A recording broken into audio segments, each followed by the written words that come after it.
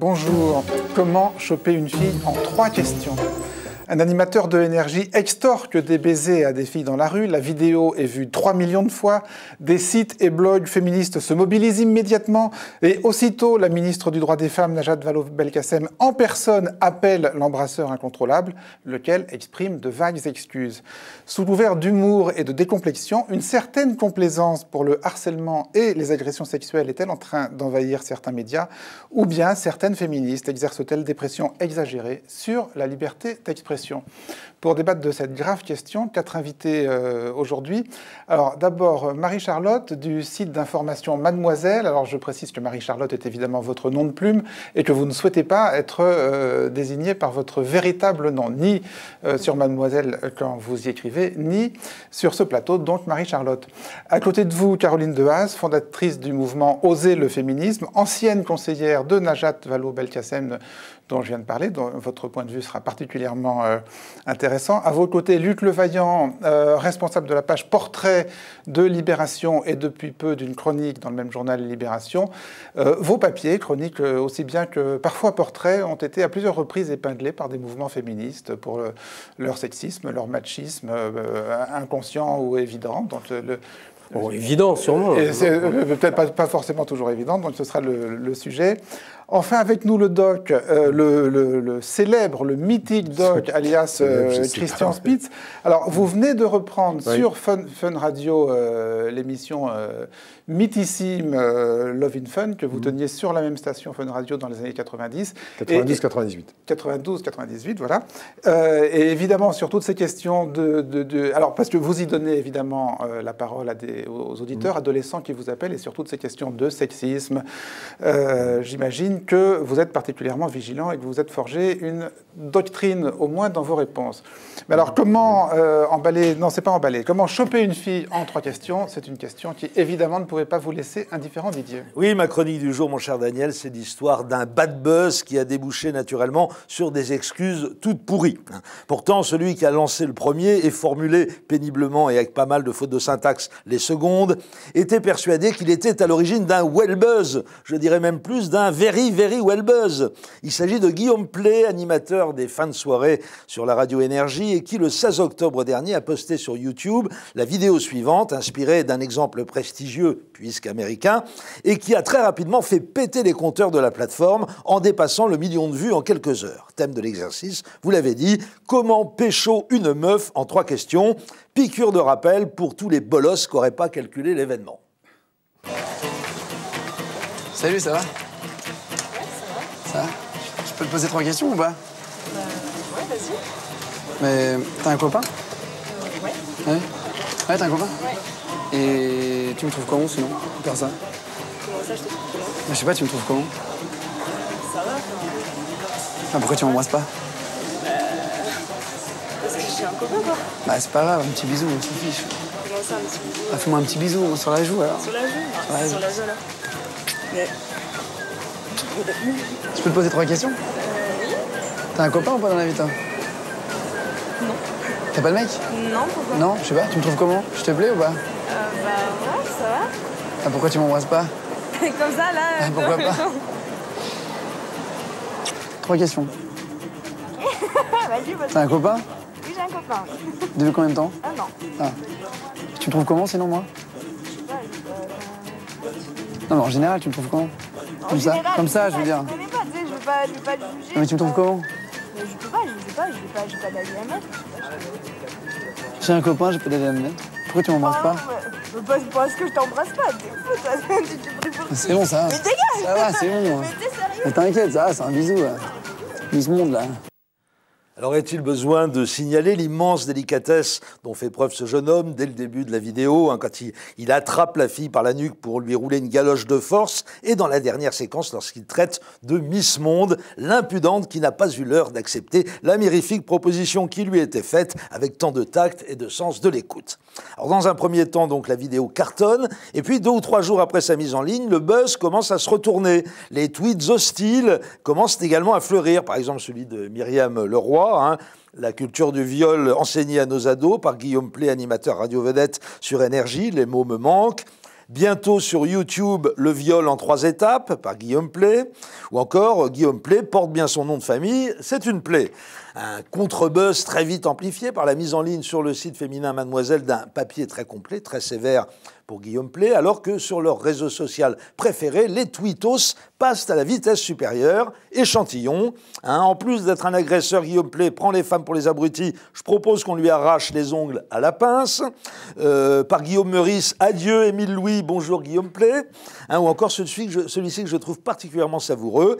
Et Guillaume Play, 3 questions. T'aimes pas les mecs? Et mon savon, tu le trouves comment? Alors pourquoi tu le ramasses pas? Voilà.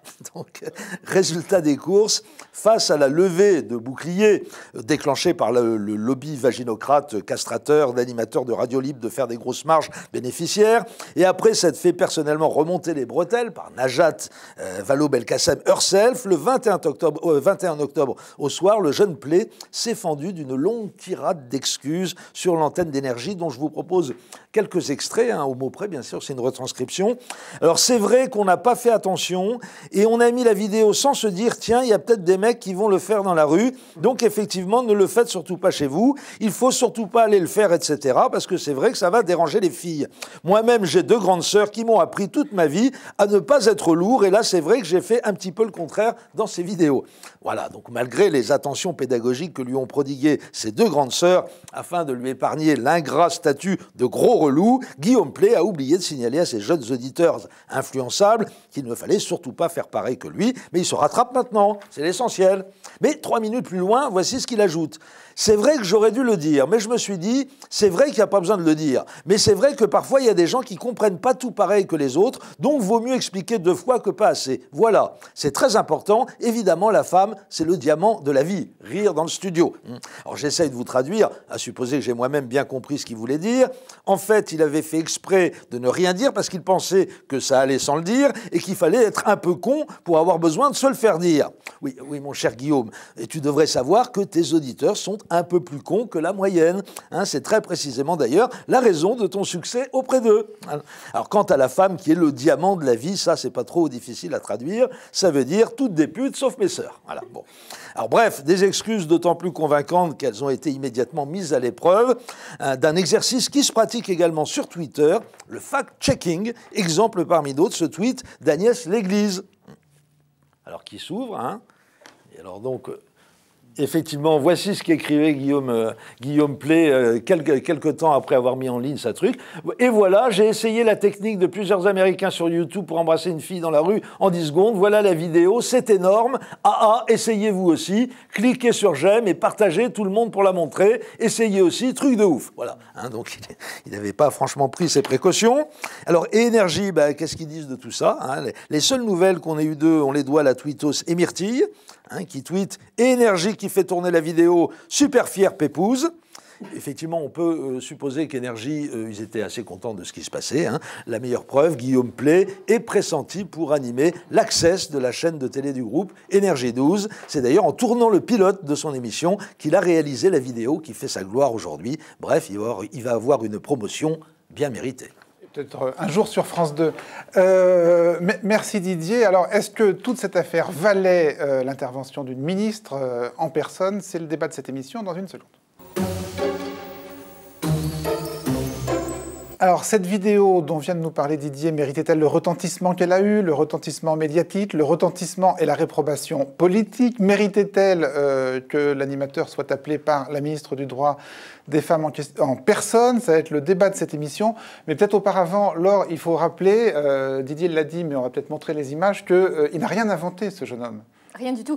Il s'est inspiré en fait d'une vidéo réalisée par un YouTuber américain qui s'appelle Vitaly, How to Get Girls to Kiss You.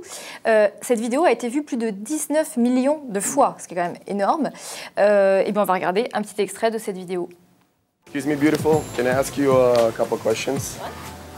You want to ask me questions? Yes. Do you have a boyfriend? What? Do you have a boyfriend? I have a boyfriend. You have I mean, not really. We're just dating. What is that supposed to mean? Anyway, do you think I'm attractive? I don't know. Yeah, sure, I guess. Well, what's your excuse not to kiss me? My excuse not to kiss you? No. You're crazy. What? Come here. I know you like it. Voilà, de la mondialisation de la drague sur Internet. Alors, c'est vous, au site Mademoiselle, qui avez lancé l'histoire. En fait, on a été contacté par une lectrice.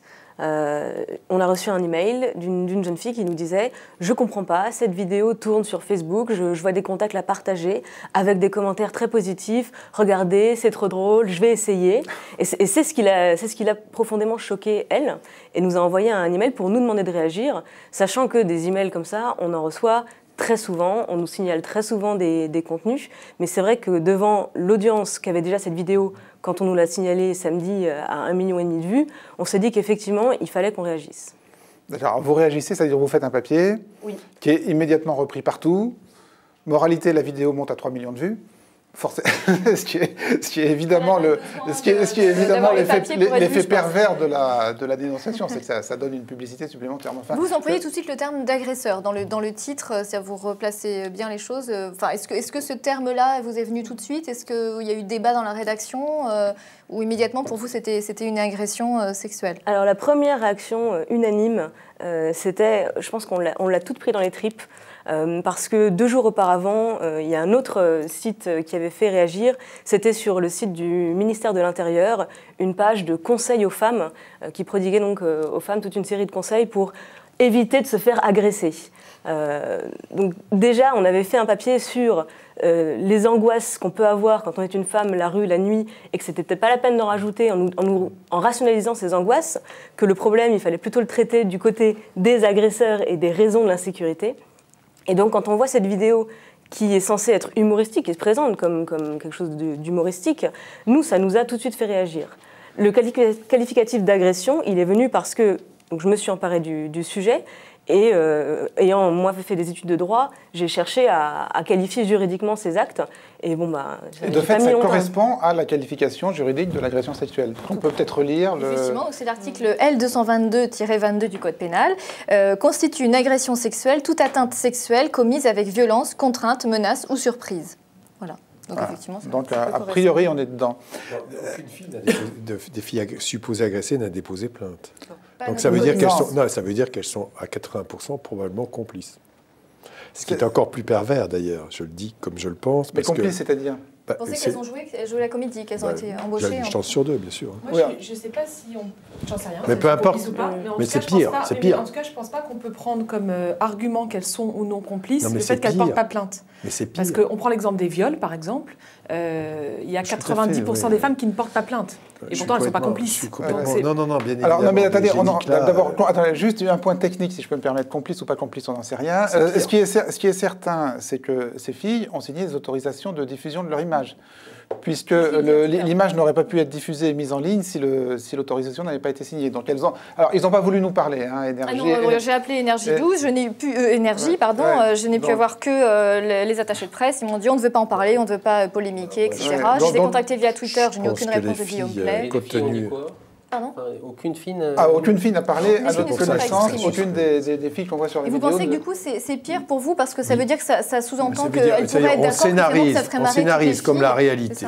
On scénarise comme la réalité quelque chose qui est une agression. C'est-à-dire que la perversion, c'est, voyez, on peut le faire. La preuve, je l'ai fait. Ça n'a pas donné taux de réaction. Elles ont globalement apprécié puisqu'elles n'ont même pas déposé plainte. Alors qu'en fait, dans la réalité, elles sont peut-être complices. Et là, ça devient grave. Parce qu'effectivement, moi, je voudrais que ces filles lancez un appel. Les filles qui sont sur cette vidéo, elles se connaissent, qu'elles m'appellent, qu'elles me contactent. Moi, vous faites ce que vous voulez. Mais moi, je ferai ça. Parce que là, il faut qu'ils se justifient. Là, c'est excusez-moi le mot, ce qu'on appelle du pipotage. Non, mais l'appel est lancé. Il y a peut-être eu aussi d'autres tournages avec d'autres filles qui ont réagi beaucoup plus violemment, qui l'ont repoussé et qui ne l'a pas gardé pour donner l'impression, au final, que ça les a fait marrer et que celle... et donner cette impression, justement, que je crois qu'on peut aller au-delà du peut-être. C'est évident que c'est un montage. Ce qu'on vient de voir est un montage. Donc, il y a eu des séquences non conservées au montage. Je ne fais pas ça pour disculper celui qui le fait, bien évidemment, mais parce que, bon, voilà, c'est...